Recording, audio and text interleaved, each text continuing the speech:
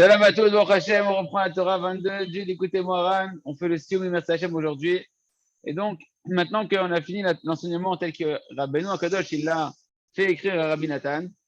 Après, Rabbi Nathan, il a ramené des Hashmatot, il a ramené des ajouts à cette Torah-là, et qui sont en réalité les choses telles qu'il les a entendues quand Rabbeinu Akadosh, il a dévoilé la Torah initialement à l'oral.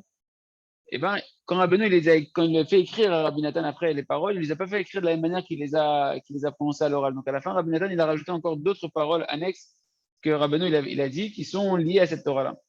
Et donc il nous dit, donc Rabbeinu ici ramène encore d'autres remazim sur différents psukim qui vont avec la Torah qu'on a vue ici. Vézé, il nous dit Rabbeinu, Ve'aya, Ekev, Tishmeun, et Tanishpatim Maele. Donc parachute Ekev, ça commence en disant Ve'aya, Ekev, Tishmeun, et Tanishpatim Maele. Et si vous écoutez, Ekev Tishmeun, vous allez écouter après mes commandements, mes préceptes, ces préceptes-là. Alors, il explique ça maintenant que la Torah qu'on a vue ici. Il dit quoi? On sait que Ve'aya, en plus, il ne dit pas ici, mais on sait que Ve'aya, c'est la chaîne Simcha, c'est la chaîne de joie. Et il nous dit ici, Ekev, c'est quoi Ve'aya Ekev? Ekev, c'est la notion du talon. Ekev, en hébreu, c'est le talon, comme Yaakov, on l'a appelé Yaakov parce qu'il a tenu le talon de Esav. Donc c'est Bechinat Raglin, c'est la dimension des pieds. Veraglin, on avait expliqué que les pieds, ça représente les tzadikim de la génération qui vont nous faire teshuva, qui vont réprimander les gens de la génération et qui sont appelés les pieds parce qu'ils marchent d'endroit en endroit pour faire teshuva au peuple quand ils sont au courant des décrets qui ont été décrétés par Hachem en fonction des fautes d'Israël et parce qu'ils donnent les conseils adéquats pour nous faire marcher nos propres pieds dans la bonne direction. Donc, Vaya, Ekev, il nous dit, ah ben nous, on parle ici de quoi? C'est qui que tu vas écouter? Ekev Tishmeun, c'est qui que tu vas écouter? C'est les talons, c'est les tzadikim.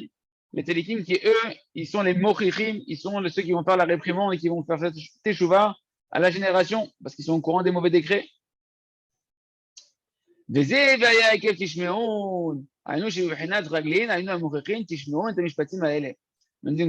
dit, Rabbeinu, c'est ça le sens de Ekev Tishmeun, vous allez écouter les tzadikim qui sont ceux qui vont vous réprimander, ils vont faire des discours qui vont vous éveiller à la teshuva, vous allez les écouter. C'est quoi la suite du verset? Et mishpatim aele, ces préceptes-là, mishpatim, ça vient de c'est la dimension de mishpat. Mishpat, c'est le jugement. Ça vient des dinim. Dinim, c'est les décrets qui ont été décrétés par Akadosh Baruch Hu à cause des fautes du Ham Israël, donc on n'a pas fait teshuva. Qu'il a emegalimotam. Parce que c'est de qui tu vas entendre, en fait, les décrets qui ont été décrétés, en tout cas, de qui tu vas entendre ceux qui vont te permettre d'adoucir les décrets qui ont été décrétés, c'est de ceux qui sont les talons, c'est des tzadikim qui viennent te réprimander. Donc, c'est ça, Vaya Ekev Tishmeron Temishpatim Aele, à travers les tzadikim qui sont la dimension des pieds, qui eux sont au courant des mauvais décrets, il faut que tu les écoutes, il faut que tu aies mouna en eux, il faut que tu prêtes tes oreilles. On avait dit que Rabbeinu l'avait expliqué que la Emunat Rachamim, elle est la dimension des oreilles, parce que la Emunat Rachamim, c'est d'écouter les paroles des sages en écoutant véritablement, en y prêtant, en leur donnant du crédit à ce qu'ils vont dire les tzadikim. Donc, tu vas écouter les paroles de tzadikim, et grâce à ça, Ken, tu vas pouvoir éviter que les dinim, que les mishpatim, ils tombent sur nous, chas de shalom. Qu'il a aimé Galimotam, parce que c'est à eux qu'on fait savoir les mishpatim, c'est aux tzadikim qu'on fait savoir les dinim et les mishpatim. Vem ochrim basé d'ador, et comme ça, ils font réprimander la génération. Voilà, ça c'était encore une petite allusion que Rabbeinu a donné, un verset qui inclut cette Torah-là. Et donc, les tzadikim, en fait, ce qu'on peut voir dans la génération, c'est que des fois, les tzadikim, ils nous disent qu'il y a des dinim. Ils ne disent pas quel décret a été décrété dans le ciel, mais ils te disent il y a des dinim, il faut faire teshuva, etc. Il y a des dinim, il y a des jugements dans le ciel, parce qu'on a dit qu'il ne faut pas qu'ils dévoilent, c'est quoi la nature du din qui doit tomber, pour pas que les forces du mal puissent le mettre à exécution. Okay. Donc, on passe à une autre dimension. Maintenant, il revient, il ramène encore des allusions sur ce qu'il nous avait dit sur les voies, les différentes voies qui sont la dimension de la Hazout Ikdusha, et que toute la Hazout Ikdusha, elle vient des voies. Et il nous dit, Kol hakolot et bechinat Hazout. Toutes les voies de la Kdusha, elles sont de la dimension de l'effronterie. D'accord? Que ce soit les voix de la Torah, les voix de la Tfila, les voix que tu vas crier dans ta Yidbo des doutes, les voix des soupirs, la voix du chauffard, la voix des chants à Hachem, la voix des pièces de la Tzedaka. Les pièces de la Tzedaka, elles scintillent, elles font des voix quand tu les donnes. Et tout ça, c'est la même dimension que quoi? Kol hamochiyar. La même dimension que la voix de celui qui va te réprimander, qui est le tzaddik à émettre, les tzaddikim de la génération qui vont te réprimander par leur voix. C'est la même dimension. Ils vont te rentrer grâce à ça de la Hazout Ikdusha, de l'effronterie positive qui va te permettre de quitter l'effronterie de ton corps, d'aller à l'encontre de l'effronterie des goïms et même des bergers qui peuvent avoir l'apparence de la Torah, mais qui t'amènent dans un mauvais endroit. Ken, Kol Amohiyar ou Bechinat Kol Shofar. Donc la voix de celui qui réprimande, du tzaddik, elle a la même dimension que la voix du shofar. La voix du shofar, elle est là pour nous réprimander. Le son du shofar est là pour nous rentrer de la Yirat Shamaim. Pareil, la voix de tzaddikim qui nous donne des réprimandes, qui nous éveille à la tchouva, c'est comme la voix du shofar. Comment tu vois que la voix de tzaddikim, quand il nous réprimande, c'est la même voix que c'est la dimension du shofar? Bah, c'est marqué dans le prophète Yeshaya que Hachem, il parle au prophète Yeshaya et il lui dit Kashofar arem kolecha. Toi qui es là en tant que prophète pour réprimander le peuple, tu vas élever ta voix, le son de ta voix, comme un shofar. Parce que c'est de la même dimension, le son du shofar. Okay. Et donc, on voit que la voix des tzadikim aussi, elle est de la dimension, les manigim du Ham Israël, les dirigeants du Ham Israël, leur voix, quand ils parlent, quand ils font des divrei Torah, etc., c'est pas un stand des divrei Torah. Ils sont là pour te réveiller comme la voix du shofar, le jour du dîme de Rosh Hashanah, des jours de Elul, etc., quand on écoute le shofar pour se réveiller et faire teshuva et adoucir les rigueurs, et ben pareil, les tzadikim, et ben ils sont la dimension du shofar. C'est pour ça qu'à Rosh Hashanah, on va chez Rabbeinu Akadosh, on va chez Rabbi Nachman de Breslev, on va chez les tzadikim. Pourquoi? Pour entendre, eux qui sont au courant, leur Neshama qui est au courant des dynimes qui sont décrétés sur l'âme Israël, qui sont décrétés sur l'âme Israël à cause de nos fautes, qui sont accumulées durant l'année. Eux, ils sont au courant qu'il y a un dîne, ils le renferment à l'intérieur d'eux-mêmes, c'est le premier verrou, le verrou des pieds, et ils vont éveiller nos âmes, que ce soit le tzaddik, comme au Rabbeinu Akadosh, tzaddik Sadolam, que lui, à travers ses Torot, ses enseignements, il va nous faire scintiller sur quoi on doit faire teshuva, ou à travers les tzaddikim amitim de la génération, qui vont après nous faire teshuva.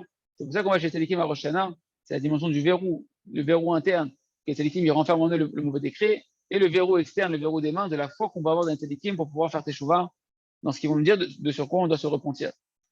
Il dit, et pareil, Vechen Kol Negina, la voix des chants et des louanges, c'est aussi la dimension du shofar, la dimension de la hazut d'Ikdusha, de l'effronterie positive qui rentre en nous à travers la voix des chants. Vezod, Bechinat, et Tivu Nagen de Troa. C'est ça qu'on dit dans le Teilim, David Ameler, dans le Teilim 33, il dit, et Tivu Nagen Bitroa. Améliorez-vous ou bien faites entendre les bons sons de la musique, Bitroa, avec le son du shofar. Donc tu vois que la dimension de Nagen, de la Negina, du chant, des louanges, des musiques, c'est la dimension du shofar. Pour dire que même quand tu chantes à Hachem, que tu loues à Hachem, etc., ça va créer en toi de la hazut d'Ikdusha, de l'effronterie positive, de la joie, qui va te permettre de pouvoir quitter le Yetzirah. Nickel. Kol Anigun, je dis Rabbeinu, Kol Anigun, Bechinat Teroua, Bechinat Shofar. Parce que la voix du Nigun, la voix du chant, des louanges, des mélodies à Hachem, c'est la dimension du shofar. Ça peut te réveiller comme un shofar. Bechinat va t'attirer et t'amener, et grâce à ça, grâce à toutes ces voix de la Gdusha, sur la tfila, les soupirs, les voix de tzadikim qu'on va écouter, qu'on va avoir fond, la voix des mélodies et des chants à Kadosh Baruch Hu, grâce à ça, on va pouvoir être dans la dimension de la Troa. La Troa, c'est le son du shofar, mais la Troa, ça vient aussi du mot des bergers, les rohim, tir-e, comme c'est marqué, va tir-e et ami et Troa. Le tzadik, tu vas faire paître mon peuple, tir-e, Troa, faire paître, le berger qui fait paître le menu bétail. C'est le tzadik qui fait paître le Ham Israël pour les emmener dans le chemin de la Emouna, dans le chemin de la foi.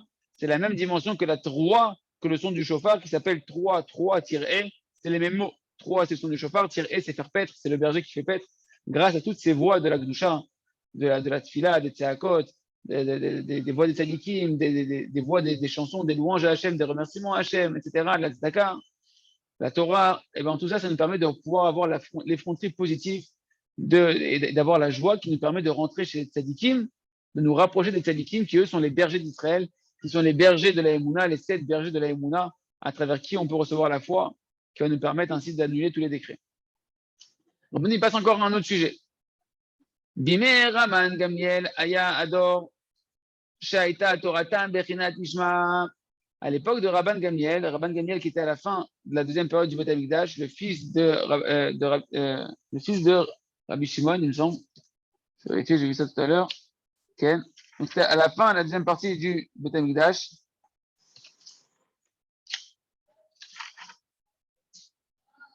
Rabban Gamiel Arishon. Okay. C'est le petit-fils de Zaken et le fils de Rabban Shimon. Et c'était à la fin du deuxième Beth Amikdash. Okay. Et là-bas, c'est marqué qu'à cette époque-là, jusqu'à Rabban Gamliel, ils étudiaient la Torah debout. Ils étudiaient la Torah debout pour le kavod de la Torah. Et qu'en réalité, pourquoi ils étudiaient la Torah debout, ils vont dire Rabbeinu, parce que leur Torah était de la dimension de la tfila, que la tfila, c'est ce qu'on appelle la Hamida, ce qui se fait debout. Ils étaient dans un niveau de Torah où ils étaient complètement dans la Torah, leur Torah, c'était de la tfila.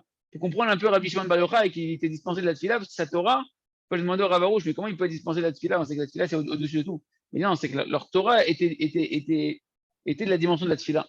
Leur Torah, c'était de la tefila. C'est-à-dire que dans leur Torah, c'était de Dvekut à Kadosh Baruch Hu. La tefila, c'est être complètement attaché, faire un avec Hachem, et dans le Ensof d'Hachem, la dimension Ensofite d'Hachem. Et ben, à l'époque de Rabban Gamliel, Aïta Toratam Bechinat Nishma. Leur Torah était de la dimension de Nishma. Rappelez-vous qu'on a dit il y a Naase et Nishma. Naase, c'est le niveau de la Torah dans laquelle je suis. Nishma, c'est la Torah qui est cachée, les secrets d'Hachem, la Torah d'Hachem que je peux accéder que par la tfila, par la dimension où je m'annule à Hachem dans la tfila, dans la dvekout, dans l'attachement de vouloir monter et connaître Hachem encore plus et connaître les secrets de la Torah. Donc le Nishma, c'est la dimension de la tfila. Donc il me dit, Rabbeinu, leur Torah était de la dimension de Nishma, la dimension de la tfila. Et c'est pour ça que c'est marqué dans Masechet Megillah, page 21, Vezé Shamou Rabbeinu Zechonam Livracha, dans Masechet Megillah, Bimei Raman Gamliel Ayu Lomdim Torah Ba'amida.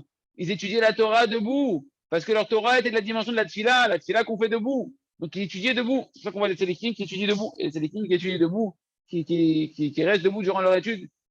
Amida au Prinat tfila, la dimension d'être debout, c'est la dimension de la tfila canal. Balken, Mishemet, Rabban Gamliel, Batal, Gvod Torah, Kmo Shamour, Oznez Zechadam Livracha. Donc quand il est mort, Rabban Gamliel, et ben à partir de lui a été annulé le kavod qu'on prêtait à la Torah, parce que jusqu'à Rabban Gamliel, on étudiait la Torah debout. Quand il est décédé, ils ont arrêté d'étudier la Torah debout. C'est marqué que la maladie est descendue dans le monde. Quand les hommes sont devenus beaucoup plus faibles. Et donc, ils ne pouvaient plus étudier. Pourquoi nous, on est en train de faire des cours et qu'on étudie et qu'on est assis?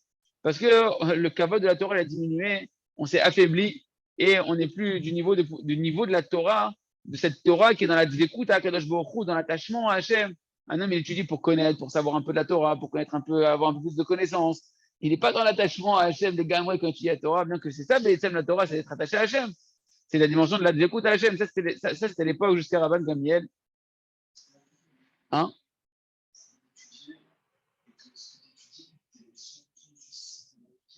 Il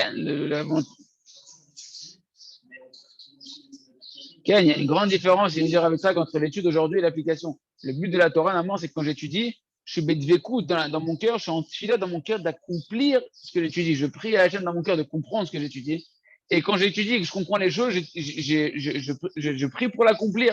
Je suis dans un désir de l'accomplir. Et je veux connaître la Torah pour accomplir la volonté d'Hachem, connaître Hachem, m'unir à Hachem en faisant sa volonté.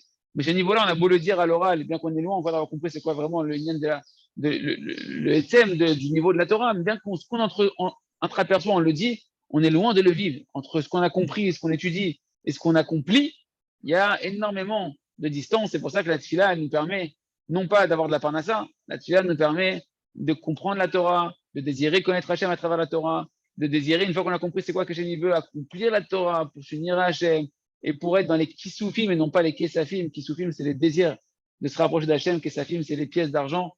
La véritable valeur d'un homme, c'est pas son compte bancaire, sa véritable valeur, c'est ses désirs ardents, c'est qu'il souffle de se rapprocher d'Akadosh Baruch Hu. C'est ça. Et donc, en tout cas, quand Rabban Gamliel il est mort, eh ben, c'est annulé le kavod de la Torah. Je vous mets un petit peu dans le move parce que demain, on commence la Torah 23, c'est sur la Tavat Mammon, c'est sur le désir de l'argent. Vous allez voir que Rabbeinu, il a une drôle vision de l'argent que le monde n'a pas. D'accord? Donc, il faut se préparer. Ok. En tout cas, la tfila, c'est quoi que Batel Kavod à Torah? C'est annuler le Kavod de la Torah quand on a arrêté d'étudier debout avec la mort de Rabban Gamliel. Là-bas dans ma Seret Sota, page 49, parce que la tfila, elle est appelée Kavod. Le Kavod d'Hachem est dans la tfila. Quand tu pries à Hachem, tu fais Kavod à Kadosh Baruch Hu, parce que tu laisses place à Kadosh Baruch Hu véritablement. Comme c'est marqué, Simu Kavod te ilato. Mettez l'honneur d'Hachem dans sa louange. Et en fait, le summum du Kavod d'Hachem dans la tfila, c'est quand tu loues à Kadosh Baruch Hu. Quand tu n'es pas en train de demander, mais quand tu es en train de louer Hachem, que tu es conscient qu'il ne fait que te donner à Kadosh Baruch Hu sans cesse et qu'il veut que te donner, c'est le plus grand kavod à Kadosh Baruch Hu. En tout cas, c'est ça que Batel Kevod à Torah, c'est annuler le kavod de la Torah, c'est annuler la dimension de la tfila qui était liée à la Torah, qui avait une union totale entre la Torah et la tfila. C'est pour ça qu'il étudiait debout, parce que la Torah et la tfila, elles faisaient un, c'était une Torah de Dvekut Bachem, une Torah d'attachement à Kadosh Baruch Hu qui était imbibée complètement de prière. Okay. Et d'ailleurs, on voit, d'autant plus une personne, elle va prier elle va faire ce que Rabbeinu dit, il écoute de filote, il débat des doutes, qu'elle va redonner à la tfila sa place en se mettant, en faisant que la prière, ça devient un moyen de comprendre la Torah et d'accomplir la Torah. Plus on va voir que la Torah, elle va être mechoubedet, que la Torah, elle va reprendre une lumière véritable, la Torah, elle va reprendre une dimension extraordinaire. Ok, on passe encore à un autre sujet. C'est que plein de petits sujets maintenant qu'à la fin de la Torah, Rabbeinu, il a ramené, Rabbi Yonatan, il a ramené des bribes de ce que Rabbeinu, il a donné encore comme on va dire, comme petites pépites d'or qui sont liées à cette Torah-là. Donc il nous dit encore une autre notion, on passe encore à une autre notion. Bechol olam yesh bechinat na'aseh v'nishma. Dans chaque monde, on a dit, donc chaque monde, c'est chaque niveau spirituel, il y a une dimension de na'aseh v'nishma. Torah que j'arrive à comprendre, et Nishma, la Torah que je ne comprends pas, qu'on comprendra plus tard, les secrets de la Torah que je dois aspirer à monter au niveau de-dessus. Torah et Tfila. Et là, il dit quelque chose un peu étonnant, Rabbeinu. Il dit même chez les anges, même dans le monde des anges, il y a la dimension de on fait et on comprendra de Naase Venishma. Alors tout de suite, je vous dis tout de suite, bon, d'abord on lit les paroles de Rabbeinu et après je vous expliquerai des choses des questionnements qui viennent par rapport à ce qui est marqué ici et comment comprendre ça. Comment chez Katouf, tu vois que les Malachim, ils ont une dimension de Naase Venishma, c'est bizarre, c'est quelque chose que les Israël ils ont fait au moment de Matan Torah. Et chez nous, c'est toute notre une possibilité d'évolution, de monter de niveau en niveau. Mais on voit quand même que chez les Malachim, c'est marqué, moi chez Katouf, Giboré Koach Ose Devaro, Lishmoa Bekol Devaro. Dans Tehilim 103, David Amelech, il parle des Malachim, et il dit, ce sont des Giboré Koach, des guerriers, des gens qui sont des héros remplis de force. Les Malachim, ils sont des puissants remplis de force. Ken. Ose Devaro, qui font la parole d'Hachem, Lishmoa Bekol Devaro, afin d'entendre la voix de la parole d'Hachem. Donc tu vois qu'il y a deux étapes aussi chez les Malachim. D'abord, qu'est-ce qu'ils font? D'abord, ils font Ose Devaro, ils font la parole d'Hachem, c'est la dimension de Naasé. Ils font Lishmoa Bekol Devaro pour entendre la parole d'Hachem, c'est la dimension de Nishma. On fera et on entendra. D'abord, ils font, et après, même les Malachim, ils font la parole d'Hachem pour entendre la voix d'Hachem. Donc tu vois bien qu'ils font aussi devancer la dimension de faire, et après on comprendra, c'est la même dimension que Naasé et Nishma que l'homme Israël il a eu en Matan Torah. D'ailleurs, on voit ça marqué également dans ma Masechet Shabbat, page 88. Ils ont dit là-bas, Moshe Amrou, Rabotenu, Zichronam, Livracha, Migila Razé, Lebanai. Qui est-ce qui a dévoilé ce secret-là à mes enfants? Raz Shemalaché Asharet Mishtameshin Bo. Le secret que les anges divins, ils utilisent aussi. Chez Nehemar, Gibor et Koach, et là-bas, la Gemara, elle ramène ce fameux verset où tu vois que les Malachim aussi, ils font avant de comprendre. Donc tu vois que c'est une dimension qui existe chez les Malachim. Quelle? Donc là-bas, il dit qui c'est qui a dévoilé à Israël ce secret-là de Naaseh Nishma. C'est un secret que les Malachim utilisaient. Fin de citation de Rabbeinu. Et normalement, Rabbeinu, il passe à un autre sujet. On va s'arrêter 2 secondes quand même là-dessus parce que c'est très étonnant. Comment les Malachim, ils peuvent avoir la dimension de Naaseh Nishma, alors que Naaseh Nishma, on a expliqué que c'est de monter de niveau en niveau. Or, un Malach, il ne monte pas de niveau. Un Malach, la différence entre un juif et un Malach, c'est qu'un Malach, justement, il ne peut pas monter de niveau. Il n'a pas de libre arbitre. Ils sont fixes. Quoi? Parce que c'est quoi, comment je monte de niveau vers Akadosh Baruch Hu? C'est quand je vais utiliser mon libre arbitre de vouloir encore monter vers Hachem, connaître Hachem, quitter l'effronterie de mon corps et vouloir encore plus rentrer dans la racine Hachem. Il a fait, c'est une des réponses. C'est-à-dire que les Malachim, en réalité, d'où on voit, les Malachim d'une part, alors, il y a deux possibilités de comprendre, comme ça il explique dans son Pérouche le Ravatia, il ramène que déjà d'une part, on peut dire que les Malachim, il y a des Malachim qui sont dans la dimension de Naasé, et des Malachim qui sont dans la dimension de Nishma, une dimension de la Torah, une dimension de la Tfila. Il dit, mais surtout, on voit de Yaakov Avinu, que Yaakov Avinu, quand il a rêvé, le fameux rêve le rêve où il y avait l'échelle avec les anges qui montaient et qui descendaient, tu vois qu'en fonction de Yaakov Avinu, les anges ils montent et ils descendent. C'est-à-dire quoi? C'est-à-dire que les Malachim, par eux-mêmes, ils n'ont pas les mérites de monter et descendre, mais en fonction de ce qu'un Ben Israël, il va agir, il va faire monter les Malachim de niveau et descendre les Malachim de niveau Kaviachol, qu'en réalité, les Malachim peuvent monter. Ils peuvent monter de niveau et descendre de niveau en fonction de l'élévation de la Neshama de chacun. Ils sont dépendants de nous. C'est-à-dire que les Malachim, ils n'ont pas de libre arbitre en eux-mêmes, mais à travers nous-mêmes, les Malachim, ils peuvent avoir du mérite de monter et de descendre. Autre chose, comme on peut comprendre les choses, Naaseh Benishma, c'est la dimension que les Malachim, ils ne cherchent pas à comprendre ce qu'Hachem il veut. Ils font ce qu'Hachem dit d'abord. Ça, Naaseh Benishma. C'est quoi Naaseh Benishma? On fait et on comprendra. Les Malachim, ils ne sont pas d'abord data Hachem. C'est-à-dire un truc, explique-nous, qu'on comprenne bien les choses et après on va agir. Non, ils sont de la dimension de la Messirut Nefesh, de faire sacrifice de soi-même, sacrifice de sa compréhension, de dire Hachem il a dit, je fais. Après je comprendrai leur patli. D'abord Hachem il a dit, je fais. Comme ça les Malachim, ils servent à Kadosh Baruch Hu. C'est ça que les Israël, on a attrapé ce secret des Malachim là.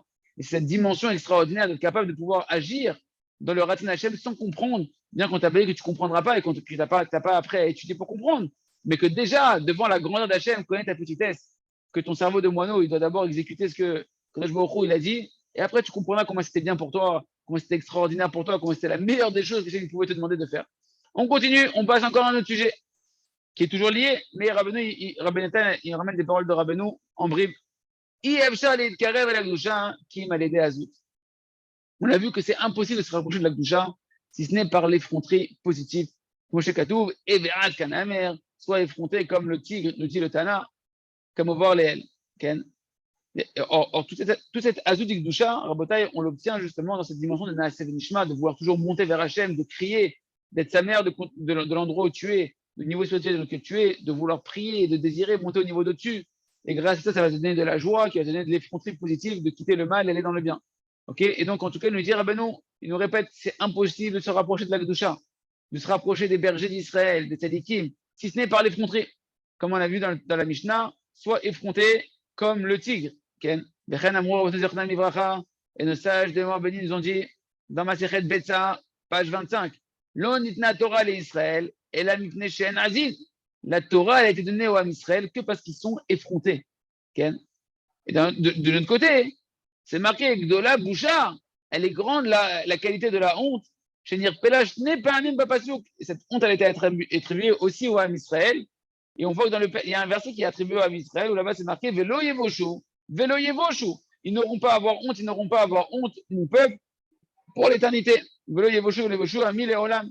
Et c'est une redondance qui est là-bas. Et en réalité, comment tu me dis d'un côté que le Ham Israël, ils sont effrontés, et d'un côté tu me dis qu'ils sont ils ont une très grande honte. Comme on dit que les trois choses, il y a trois simanim pour savoir c'est quoi un juif. Les juifs, ils ont trois simanim, ils sont Baishanim, Rachmanim, Vegomlech Hasadim, des gens remplis de honte positive, des gens qui sont remplis de miséricorde, et des gens qui font du chesed, qui font de la bonté autour d'eux. Donc d'une part, tu me dis la Torah a été donnée au Ham Israël parce qu'ils sont effrontés, et d'autre part, tu me dis que les bénis Israël, ils sont très très remplis de honte à l'intérieur d'eux. Pour te dire que c'est ça la grandeur de Israël, c'est qu'à la fois qu'ils ont de la yazout, qu'ils ont de l'effronterie, mais ils ont énormément de honte à l'intérieur d'eux. Et c'est ça qui fait que leur effronterie, c'est véritablement une effronterie d'Igdusha. Comme on l'a expliqué longuement dans cette Torah-là, qu'un des signes que l'effronterie que tu vas avoir de vouloir rentrer dans la Torah, les mitzvot, et toute l'effronterie que tu vas avoir en général, eh bien, qu'elle est positive, qu'elle vient de l'Igdusha, c'est est-ce que tu es rempli aussi de honte, est-ce que tu es rempli aussi d'humilité. C'est ça le garant que ton effronterie, ce n'est pas une effronterie du mal, mais une effronterie positive. Ken. Et pourquoi c'est marqué deux fois Yevoshu, ils ont honte et ils ont honte par rapport aux deux hontes qu'on doit avoir des deux niveaux qui sont Naaseh Venishma, les deux niveaux dans lesquels on est et lesquels on doit aspirer. Ces deux niveaux-là, on peut y rentrer que par la honte et l'humilité qui va également se mélanger à l'effronterie que bien que je sais que je ne suis pas digne, je vais quand même avoir l'effronterie et l'audace de rentrer vers Hachem, de rentrer vers la Torah, de rentrer vers Sharet Tzadikim, avec le sentiment que je ne suis pas digne et que j'espère, dans la miséricorde d'Hachem, dans la bonté des Tzadikim, de me rapprocher bien que je ne suis pas digne. C'est cette ambivalence qu'il faut avoir à la fois la honte et l'humilité de se rapprocher, mais l'effronterie de quand même rentrer avec cette honte à l'intérieur de son cœur, pour être sauvé ainsi de l'effronterie du mal. Et là, Rabota est très beau sujet que Rabbeinu va nous dire, c'est que le Gan Eden et le Gehinom, Mbeze, Aolam, Mamash. Il nous dit, Rabbeinu, l'enfer et le paradis, ils sont dans ce monde-là, Mamash. Dans ce monde-là, quand le Rav, il chante tout le temps, O Emuna, O Gehinom, où tu vis avec la foi, où ta vie ici, c'est un enfer. Ce que Rabbeinu, il a dit, le paradis et l'enfer, ils sont ici sur terre, dans ce monde-là, Mamash. Rabbeinu, il insiste, il dit, Mamash, Kipchuto, dans ce monde-là. Les Anshei Shlomenu, c'est vrai, ils disent que quand Rabbeinu, il a promis de sortir de l'enfer par les péotes, c'est de l'enfer de ce monde-là déjà. Déjà de sortir de l'enfer qui est dans ce monde-là. Il nous dit, Rabbeinu, déjà au niveau géographique, que l'enfer et le paradis se trouvent en réalité au pôle nord et au pôle sud et qu'on ne peut pas aller là-bas tellement là-bas il fait trop froid, il fait extrêmement froid et donc il y a des endroits qu'on ne peut pas atteindre dans le monde. Il dit que c'est là-bas où se trouve l'enfer. Je vous rassure tout de suite, c'est des notions qui sont pas évidentes à comprendre, qu'on va survoler. Dire que l'enfer, qui plutôt est dans ce monde-là, dans le nord, dans le pôle nord ou dans le pôle sud, la guide, c'est pas des choses qui sont évidentes. Surtout qu'on sait qu'on a vu que l'enfer, ce monde-là, c'est 1/60 de la taille de l'enfer. Donc, comment tu veux faire entrer l'enfer qui est plus grand que ce monde-là dans une partie du monde? C'est pas logique. Mais on sait que tout ce qui est spirituel ne prend pas de place, n'occupe pas de place véritablement, comme on voit que le Kodesh et Kodashim, le Aaron à Kodesh et les chérubins qui étaient dessus, ils n'étaient pas sous l'emprise de l'espace-temps, bien qu'ils étaient dans un endroit, mais pourtant ils étaient en dehors de l'espace-temps, parce que c'est spirituel, tout ce qui est spirituel ne se limite pas à un espace-temps. Pareil, on va dire que le Gehinnom et le paradis, bien qu'ils peuvent avoir une place sur Terre, ils ne sont pas limités par l'espace-temps de la Terre. Je ferme cette parenthèse-là et on retourne dans le pshat de ce qui est marqué ici. Betsar Abusha Gadol Meod. Il dit en fait, l'enfer sur Terre, les amis, c'est quoi déjà? C'est la souffrance de la honte. La souffrance de la honte. C'est ça que l'importance d'accepter les hontes ici, mon ami. Quand tu acceptes les hontes sur Terre, ici, tu es en train de payer ton Gehinnom ici.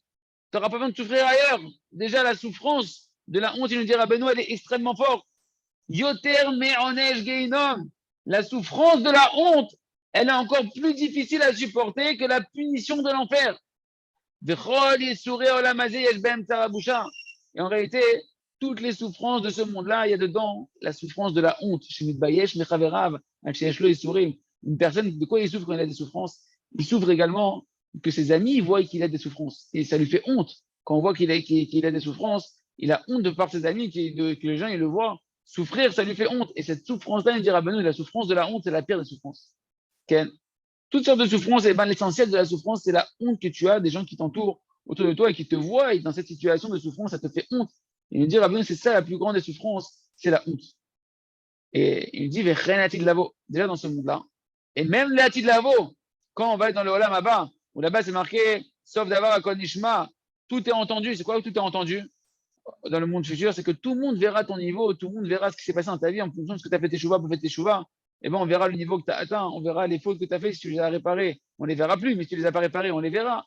Et là, de lavo, Sahara Boucha Gadol Meod, il le dit Rabbeinu.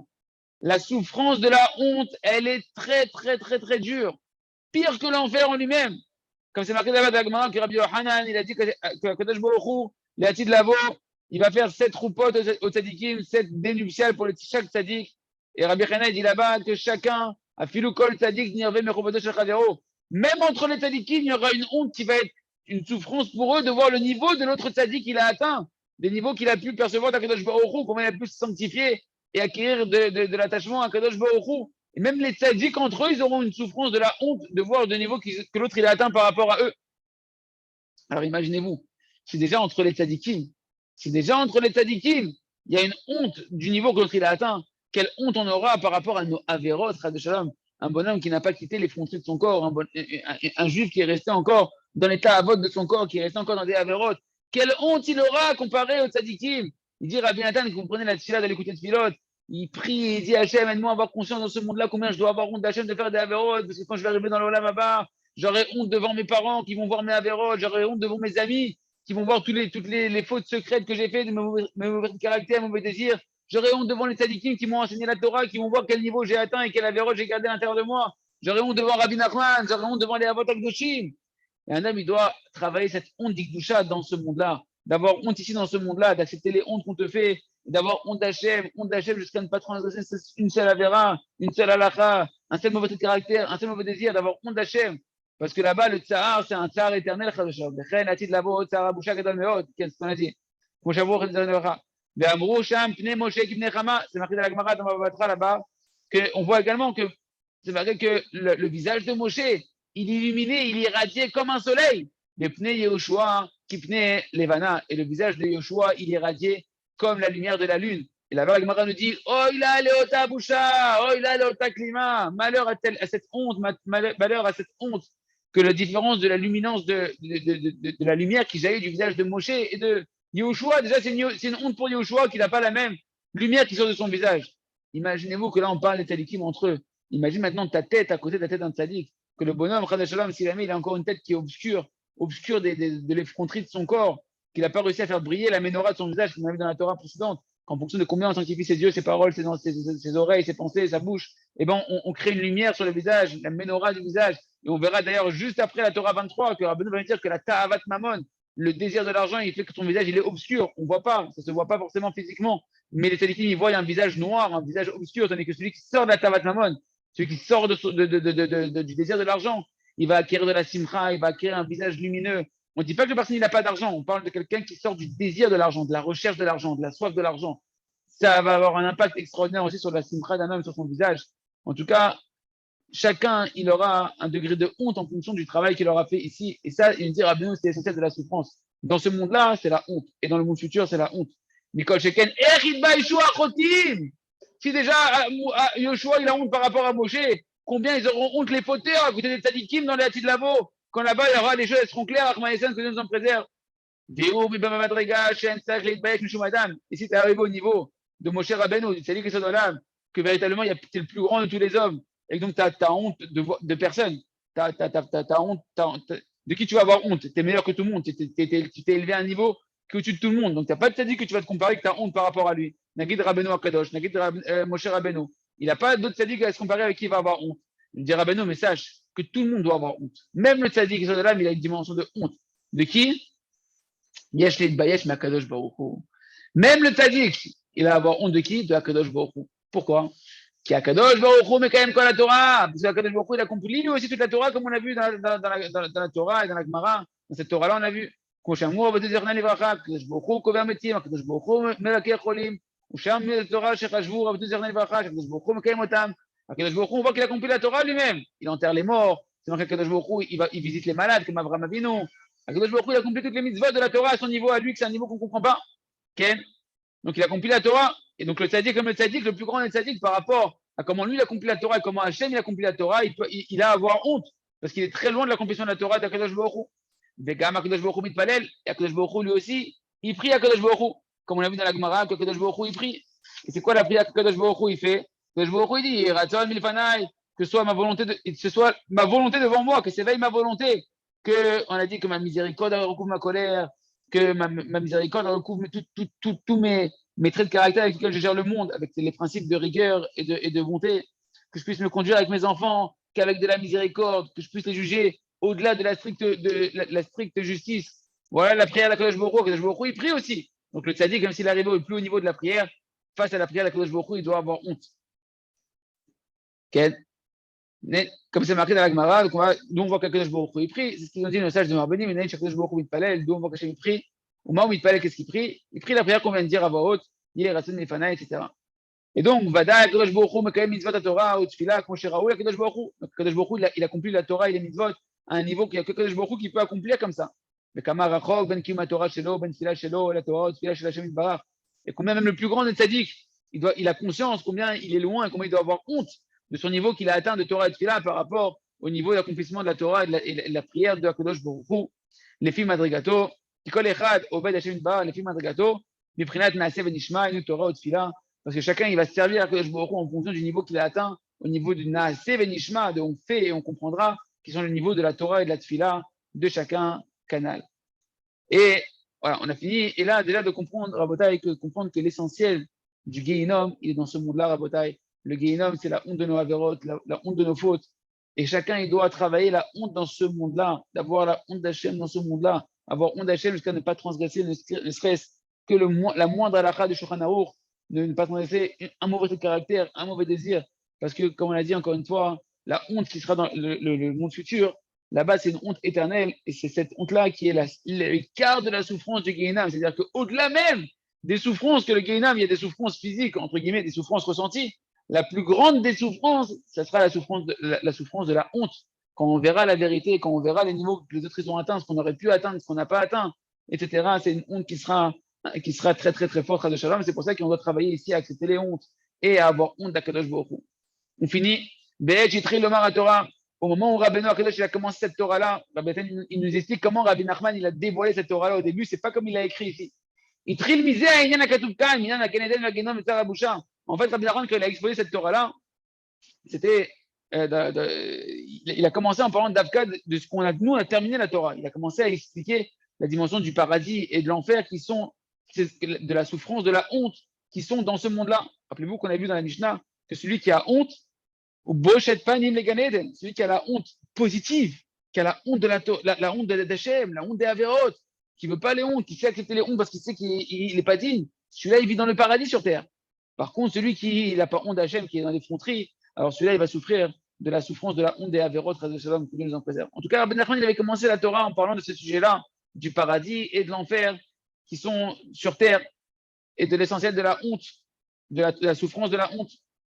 Et en fait, Rabbi Nachman, après, il a commencé à parler de la Torah, de la Tfila, de Hashem Itbarah, Be'atzmo, que tout le cas, quand c'est marqué ici, et après, Rabbi Nachman, il est passé de sujet en sujet, que la Torah, je trouve qu'il a terminé toute la Torah. Donc Rabbi Nachman, en fait, quand il a dit à l'oral, il a commencé à l'envers de ce que nous on a vu. Arbesha, שכתבתי לפניו תורה זאת, הפך הדבר כצת, וציווה עליי להתחיל התורה מניין חותם בתוך חותם כנ"ל, והשם יודע כוונתו. Mais bizarrement, Rabbeinu Akadosh, lorsqu'il m'a demandé d'écrire la Torah, eh ben, il me l'a fait écrire comme je l'ai écrit ici. Et j'ai commencé, comme il m'a demandé de commencer en écrivant la notion de chotam, beto chotam, du seau dans un seau, etc. Et Hachem, il connaît sa kavana. Alors, c'est un très beau siman. Ce soir, c'est Hanouka. Et pourquoi je dis c'est un très beau siman qu'on finit cette Torah-là le soir de Hanouka? Parce que c'est marqué que le seau, les deux seaux, les deux verrous qu'on a parlé ici, ils se font essentiellement à Rosh Hashanah et se terminent à Hoshana Rabbah. Le premier verrou, il est scellé le jour du jugement de Rosh Hashanah, le verrou des Tzadikim qui renferme le jugement en eux, et il est scellé, le verrou, normalement, le jugement, il est scellé à Hoshana Rabbah, en fonction de combien on aura travaillé notre émouna dans les Chachamim. Mais c'est marqué dans les Tzarim Avdoshim Rabotai, que la lumière de Kippour, eh ben, elle va jusqu'à Hanouka, jusqu'à Zot Hanouka.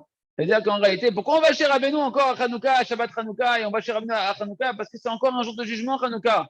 Rabbi Nachman nous a écouté Moharan que les jours de Hanouka, la joie du ressenti de Hanouka, elle va être en fonction de comment tu as obtenu le pardon à Yom Kippour. Et en fait, le Chotam chez Betor Chotam, le sceau, le verrou du verrou de tous les dinim, eh ben, il se termine à Hanouka. C'est pour ça que Rabbi Nachman va dire qu'on va à Hanouka chez Tzadikim pour démarrer la nouvelle année. Il y a une véritable lumière, le début de la lumière de la nouvelle année, il commence à Hanouka.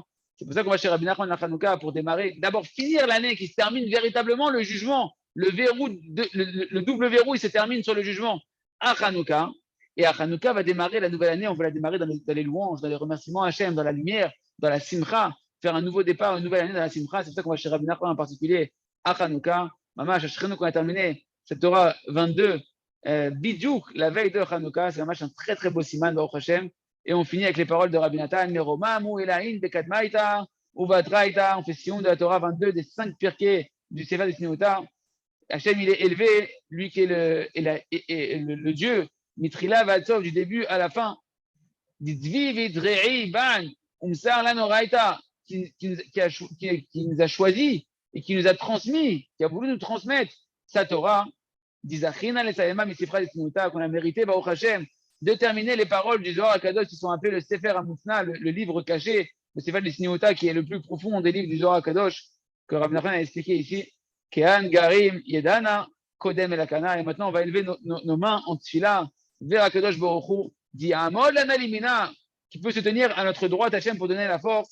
Leatril, Benigmor, Razin, Ilaïn, Agnozin, Bemaasim, Sava, Deveatuna. On puisse, vers Hachem, commencer à étudier les secrets très élevés qui sont cachés et terminer d'étudier, donc les commencer et terminer de dévoiler les secrets qui sont cachés dans les histoires de la Gemara qui sont marquées dans Masechet Bechorot, à partir de la page 8 là-bas, qu'on appelle les histoires de Savé Debe Atuna, les anciens de la ville de Athènes, qui étaient des grands sages et philosophes, qui ont commencé à parler avec les Chachamim du Ham Israël, qui leur ont posé toutes sortes de questions, qui sont des questions en fait qui renferment des secrets extraordinaires avec les réponses des Chachamim qui sont des secrets extraordinaires qu'on verra dans les 9 prochaines Torot. Be'alezat Hashem, j'ai écouté Moharan, Shinske Machar de commencer, Chazak, Ve Nitrazek.